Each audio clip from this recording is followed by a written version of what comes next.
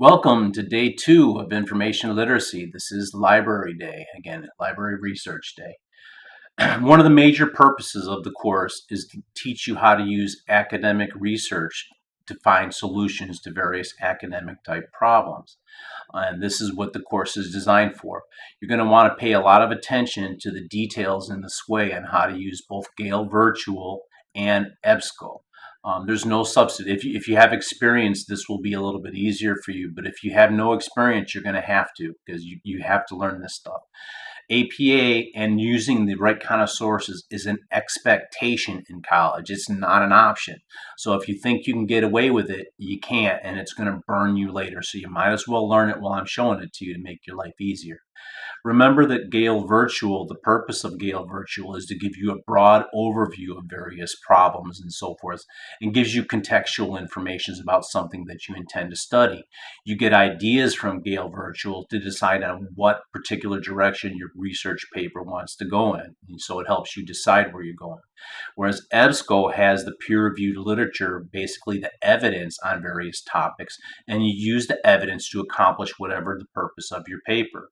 Now, essentially what you want to do is start with the problem. Once you identify a topic that you want to study, something that you care about and can actually use, like for example, if you have a child with autism, you probably want to kind of find out the most effective therapy for your child. And since autism is such a broad range, you want to be able to use the research to kind of home in on what's best for your child, which may not be best for everybody. So again, that's using it in the real world. So you start with the problem, and logically, if you start with the problem that will be clearly stated in your introduction, you should end up with a solution of some sort at the end of the process.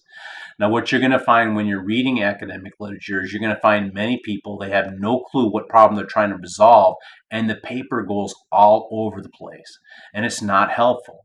What you will also find is much of the peer-reviewed literature basically says nothing new, and you haven't learned anything from reading it. And by definition, if it's in the peer-reviewed literature, it's supposed to be new, because again, it's not a flawless process, right? I get aggravated when I watch stuff that basically is somebody's opinion masked as an academic article, because opinions aren't really the important stuff. It's the evidence behind it, right? And again, there's other use for that type of information for a later date. So again, today is about learning to use both Gale Virtual and EBSCO to find the information you need to do your paper. Now, I put several videos embedded in this way, and you're going to want to make sure that you watch them. Everything that I do in this class is for a reason. I don't do anything for no reason. The first one is on self-confidence by Ivan Joseph. An interesting population, again, is supposed to do good in college that ends up failing. And that's those students that got straight A averages in high school, because what tends to happen is they go to college, get their, God forbid, first B, they freak out, and they end up withdrawing from college because their feelings are hurt. So again, I see it all the time in this class. It's really not the work that makes students fail. It's because they're fighting themselves and they give up and they sabotage themselves and just don't turn stuff in. So since I've been playing this confidence video, this is decreased as a problem. And if I can save one student a class, that's a good thing, because again, I want this class to be perfect for everybody. The next video I want you to think about is Mr. Paul Rolkins. He has a video, it's a TED Talk called Why the Majority is Always Wrong. One of the themes of this class is that we're all people, we're biased, and that's okay, nothing wrong with this. But if you think the same things that other people are thinking, you're not going to come up with any unique contributions to anything. And in the real world, we have so many problems, and we haven't really resolved them, have we? We keep spinning our wheels. We think we know stuff, but we don't. What that means is you have to step out of the box, look at things from different perspectives, and this is where the unique contributions come in. And since you're going to do your paper on a topic you care about, you are the perfect person to do these papers, because you'll have experience, hopefully, within some of these ideas too. Keep in mind, academics despise people who actually do things for a living. And you see this a lot in the C virus stuff. So you got the academics saying, you can't do that because it's not approved yet. We have to have our blind tests. Meanwhile, people are dying and doctors are treating people with various drugs, and they're pretty effective. So again, it's just the nature of the real world. So you don't have to think what other people have thought. you can think for yourself. And I know you're all smart and you can do this. It's just you haven't been taught to do some stuff. The next video that I want you to pay attention is the Bogusane video on critical thinking. This is the one video that will be covered in the quiz because it's a very important video. Again, most people don't do much thinking. Pretty much, folks are on automatic pilot, and their biases and their automatic decisions guide everything. And again, that's part of the theme that you had from the first day. So watch the Bogusane video on critical thinking. This is what APA is all about. When Bogusane says, how do you know that? APA says, thank you very much. The in-text citation saying Smith 2000 said it. That's how I know this. Using evidence is what's essential in a scientific paper, and that's kind of what Bogusane is talking about. Has some good ideas in there as well. Then some of you raise your hand if you're a procrastinator, right? I know many of you are. The video by Tim Urban on procrastination is for you. It's a very good video. It's very realistic and it's humorous. I like that. But watch that video because I see this all the time where students, they don't turn anything into the last day. And a lot of times because they procrastinated so long, time runs out. And what do they end up getting? Not a good grade, right? They end up failing, especially because in this class, you really can't pass without turning in a final paper. So watch the Tim Urban video on procrastination. Now, I talked to you already on day one about the Information Cafe, so make sure you keep up on the Information Cafe, the videos. Keep in mind the videos, there's actually a section that you can go through and go ahead and you can see the videos from different days. So if you're going to use this in another class, you might rely upon this information again. And I have students do that all the time. In this class, what you're going to do is you're going to start with the topic, something that you have a dog in that hunt, so to speak, something you care about and can use in the real world.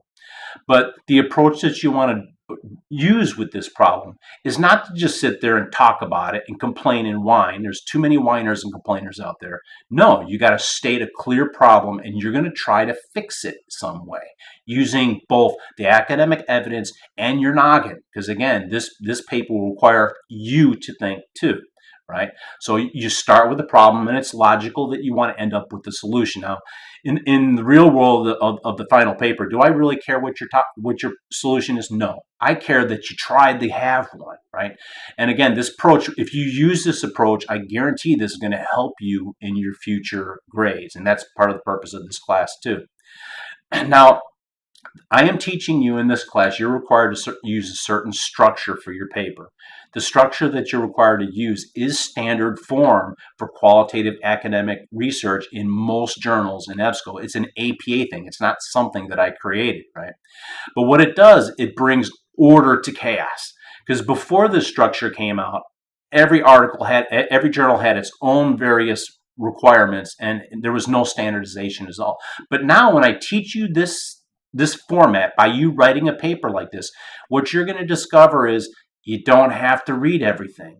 When you need certain information, you're going to learn what sections of the peer-reviewed literature will you find the information that you need. Because the truth is, we can't read everything, right? That's our biggest limitation, is our time.